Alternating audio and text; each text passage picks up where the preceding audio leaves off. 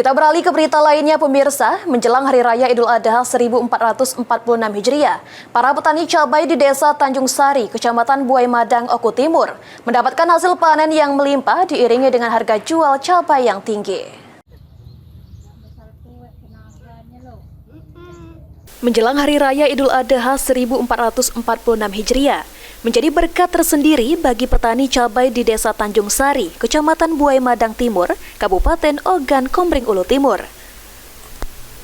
Di mana jelang Idul Adha tahun ini, petani cabai memasuki musim panen dengan hasil panen yang melimpah dan harga jual yang tinggi. Seperti yang dialami oleh salah satu petani cabai asal Desa Tanjung Sari, Aris Sunandar mengaku mendapatkan hasil panen yang melimpah pada musim panen jelang Idul Adha tahun ini. Bahkan dalam 1 hektar tanaman cabai dapat menghasilkan 10 hingga 15 ton buah cabai. Selain hasil panen yang melimpah, cabai saat ini dibeli dengan harga yang tinggi oleh tengkulak, yaitu di angka Rp28.000 per kilogramnya, di mana sebelumnya harga cabai hanya di angka Rp23.000 per kilogramnya.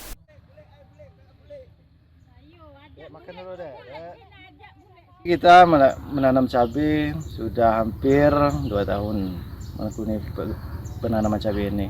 Ini yang kita tanami cabai ini sekitar seluas 1 hektar. Yang kita tanam jenis yaitu cabai merah keriting dan juga cabai rawit. Kita mulai panen itu dia berbuah masak sekitar umur 75 hari setelah tanam. Dalam 1 hektar itu bisa mencapai 10-15 ton. Itu keadaan tanaman normal. Dan harga saat ini karena menjelang Hari Raya Lebaran ini lumayan tinggi. Diambil oleh tengkulak ini hari ini harga Rp28.000 per kilogramnya. Oke, khususnya untuk pemerintah Kabupaten Oku Timur, saya meminta untuk tentunya bantuan untuk penanaman modal usaha ini untuk penanaman cabai ini. Saya terus terang ini mengalami kekurangan modal. Ini saja yang baru tanaman ini ada sekitar 1 hektar. Yang sedangkan lahan yang masih kosong itu yang belum ditanam sekitar ada 4-5 hektar yang belum ditanam.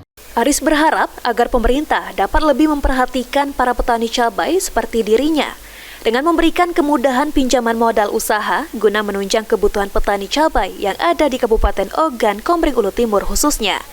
Elvandri Jeffriyadi, PAL TV.